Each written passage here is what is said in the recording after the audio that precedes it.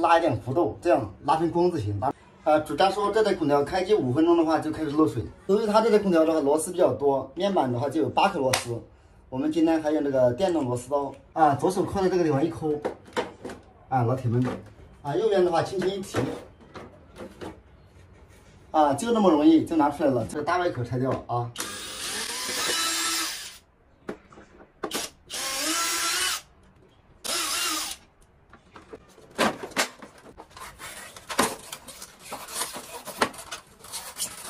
拆了半天，终于拆下来了。现在我们就开始清洗。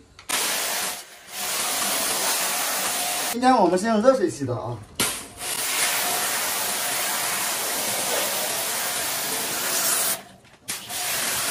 那么呢，现在该擦的也擦了，该洗的也洗了。下来的环节的话就是组装。我们先看一下空调，看有没有问题。空调的话已开机，蒸发器的话已经开始冰凉了。各位老铁们一起帮忙看看这个构造它这里的话就是。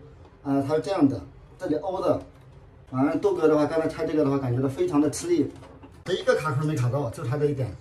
对，这边放好以后，这个地方用手的话轻轻一掰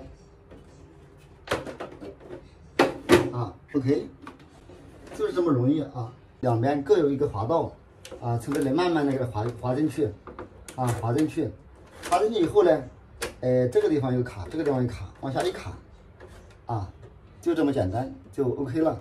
下面的话它有3颗，是长螺丝，不要用错了像这长螺丝装起来。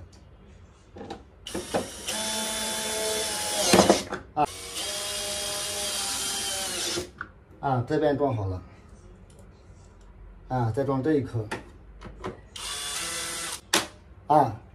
这样装起来多美观。老铁们看看，这有一个缺口不好看，像这样的话就非常好看。最后的话就剩这个摆封条了，本来的话都是这个颜色，你看洗的这个根本都没洗干净，扣钱。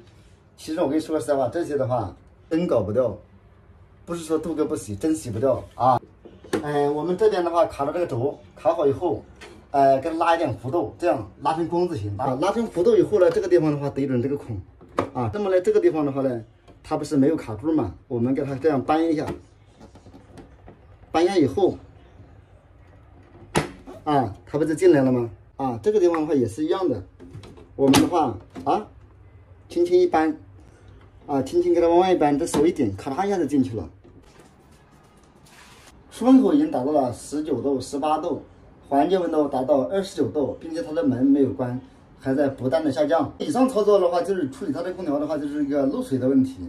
那么有的老铁说，豆哥，人家空调漏水拿矿泉水瓶从这里吸一下就 OK 了吗？你怎么搞这么复杂，搞这么多套路这个的话我就不说了。